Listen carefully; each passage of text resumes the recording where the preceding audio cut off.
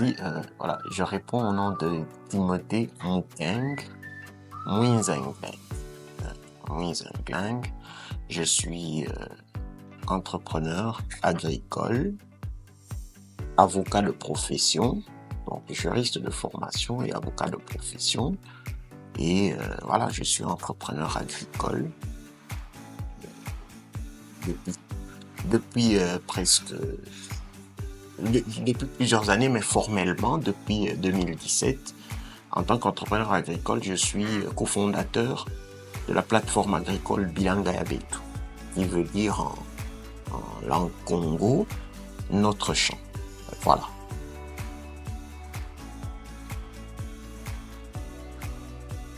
Comment j'ai découvert cet appel? D'abord, je dois avouer qu'il y a aussi une part de l'hérédité. Une part de l'hérédité parce que très tôt, très jeune, dans notre famille, notre papa n'arrêtait pas de nous dire: vous êtes fils d'agriculteur, petit-fils d'agriculteur. Donc nous avons vu nos grands-parents, nous sommes allés au village, nous avons vécu dans la ville, nous allions pendant 1 mois, 2 mois vivre la vie du village. Je vous expliquerai même comment ça nous a impacté, comment nous avons compris cela. Et notre papa était quelqu'un qui aimait la terre. Il a eu beaucoup de propriétés. La ferme, c'était une passion dans la famille. Donc on pouvait quitter l'école, venir directement, vous trouvez le véhicule de la ferme qui partait, vous sautez dans le véhicule et c'était toute la journée à la ferme, en contact avec la terre, et au point que à l'âge de 16-17 ans, j'étais chargé, tout en étant élève, les week-ends, j'allais payer les agriculteurs. Donc j'allais payer les travailleurs à la ferme, j'allais surveiller ce qui se passait, je comprenais très tôt. Et quand je suis allé pour des études de droit, donc j'étais pratiquement l'avocat de la famille qui gérait tous les litiges fonciers, voilà. Et c'est comme ça que nous évoluons jusqu'en 2017. En 2017, avec un groupe d'amis, nous nous sommes posé une question fondamentale, de se dire, mais comment est-ce que tout ce que nous mangeons, nous ne produisons rien de ce que nous mangeons? Et voilà, c'est là que le déclic est parti. C'est de là que le déclic est parti, l'histoire de Bilanga Yabetu, que je vais peut-être dire. Prochaine question. Ah, voilà. Donc, c'est comme ça qu'un jour, nous étions un peu fatigués. Qu'est-ce qui nous a bousculé? Et c'est comme ça qu'aussi, beaucoup de gens en matière d'appel, il y a aussi la lassitude qui est un moteur de réveil. Nous nous sommes rendus compte que nous étions tellement dans les discours que tout le monde en fait se plaignait de ce que nous mangions. Voilà, tout ce que nous mangeons est importé. Nous ne produisons rien que nous mangeons. Nous ne mangeons rien de ce que nous produisons. Et donc nous étions fatigués, comme tous les intellectuels d'ailleurs, de tout le temps des discours. Nous nous sommes dit, écoutez, il nous fallait faire quelque chose. Ensemble, nous nous sommes mis en groupe. Nous avons trouvé des amis, des contacts.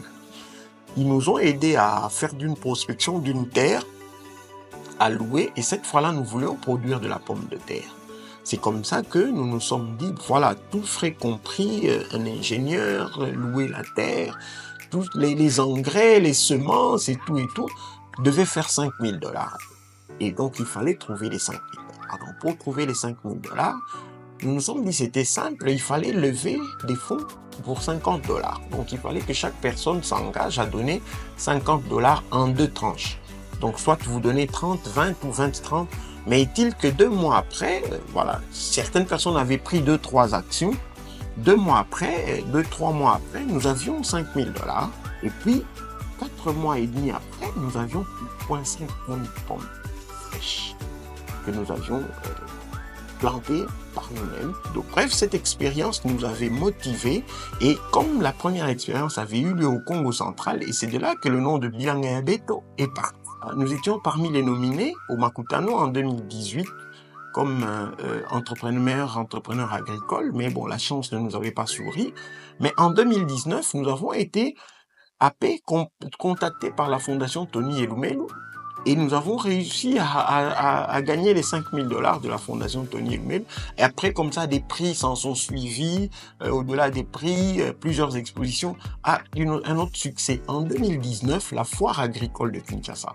Cette année-là, Daipen, voilà, je dois les citer, le grand partenaire, n'était pas au point pour assurer. Et donc, la ville de Kinshasa nous a contactés.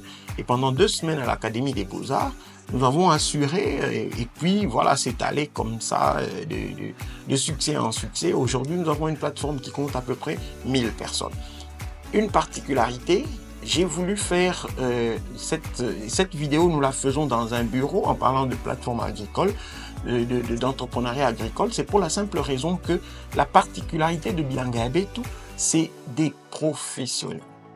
Moi, je suis avocat, nous avons des médecins, nous avons des chirurgiens dentistes, nous avons tous les métiers, mais qui s'intéressent à l'entrepreneuriat agricole.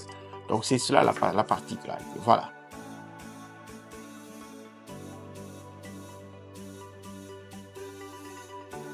Qu'est-ce qui nous maintient toutes ces années malgré les hauts et les bas? C'est vrai, les bas, il y en a. Une blague, c'est que après la plateforme, la pomme de terre qui avait réussi, était un succès, nous nous sommes lancés dans la production des légumes. Mon Dieu, c'était chaud.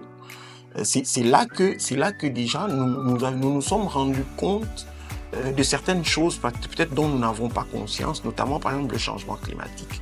Cette année-là, nous avions fait des cultures maraîchères et c'est là que nous nous sommes rendus compte que la pluie, par exemple, au mois de septembre, comme les années antérieures, c'était déjà la saison sèche, mais cette année-là, nous avions un problème. C'est là que j'ai appris même les concepts savants de stress hydrique. Cette année-là, on n'avait pas de pluie et les plantes s'étaient presque asséchées. Mais nous quittons septembre, fin octobre, nous avions des inondations pratiquement. Donc nous quittions un stress hydrique en passant par des inondations. Et donc c'était les extrêmes. Et je me rappelle que mon frère et moi, c'était pour la première fois que j'ai prié pour demander la pluie. C'était tellement chaud. Et voilà, donc les bas, il y en a. Mais qu'est-ce qui nous maintient? Ce qui nous maintient, c'est d'abord cette passion de se sentir à l'aise, de sentir que, on donne de la valeur à son existence. En fait, c'est ça le but d'un appel. Un appel vient donner la valeur à une existence.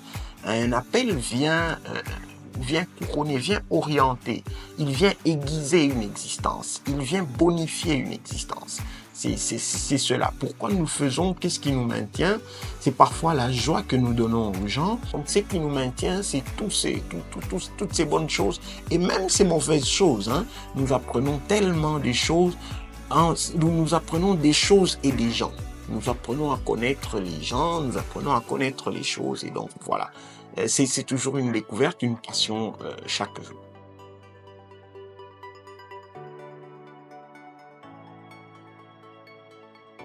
Le conseil, c'est de se lancer dans l'aventure. De se lancer dans l'aventure. À une prochaine occasion, je crois que nous pourrions échanger sur un sujet sur lequel j'ai donné une conférence. Le thème, c'était 5 fausses bonnes raisons sur l'entrepreneuriat agricole. De se lancer, mais ne pas se lancer seul. Voilà. L'entrepreneuriat agricole, vous voulez le faire, associez-vous aux gens. Pourquoi? C'est simple. Quelqu'un a dit, un homme intelligent apprend de ses propres erreurs, mais un homme sage apprend des erreurs des autres. Donc, vous ne serez pas obligé de passer par les mêmes erreurs que les autres. Travaillez en groupe, vous gagnez. Affiliez-vous à une coopérative agricole. Et aujourd'hui, c'est 4 facteurs. Les 4 facteurs, peut-être prochainement, nous aurons l'occasion de les développer. Le temps, les connaissances, vos connaissances agricoles, votre possibilité d'accéder à une terre et vos finances. Voilà les conditions qui peuvent me permettre. Mais pourquoi? Quel conseil? Un conseil aux jeunes. Un conseil particulier aux jeunes. Aujourd'hui, dans les jours qui viennent, malheureusement, les années qui viennent seront de plus en plus incertains. Et donc, l'emploi, ce ne sera plus comme à l'époque de nos parents. Et aujourd'hui, Dieu merci, en fait, c'est aussi quelque chose de bien aujourd'hui parce que ayez un esprit ouvert. Ayez un esprit ouvert. Nous n'avons pas attendu d'être des agronomes. Nous n'avons pas attendu de faire des facultés d'agronomie. Mais aujourd'hui, voilà, nous côtoyons et aujourd'hui, je comprends que l'agriculture a de la place pour tous les métiers. Quel que soit votre profil, vous avez. Et surtout qu'aujourd'hui, entrepreneuriat agricole à Biangabé, ce n'est pas seulement toucher la terre.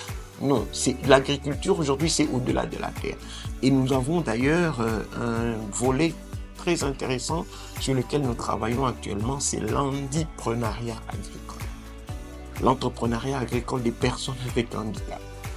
Donc, si des personnes avec handicap, des personnes malvoyantes, des personnes malentendantes, des personnes avec handicap moteur, visuel, peuvent faire de l'agriculture, à combien plus forte raison vous. Pour mon mot de la fin, c'est le commencement. Commencez quelque chose. Ne négligez pas le pot de fleurs qui est à côté. Vous ne savez pas combien ça peut révolutionner. C'est comme ça que aussi nous tombés entre guillemets dans le piège. C'était comme ça.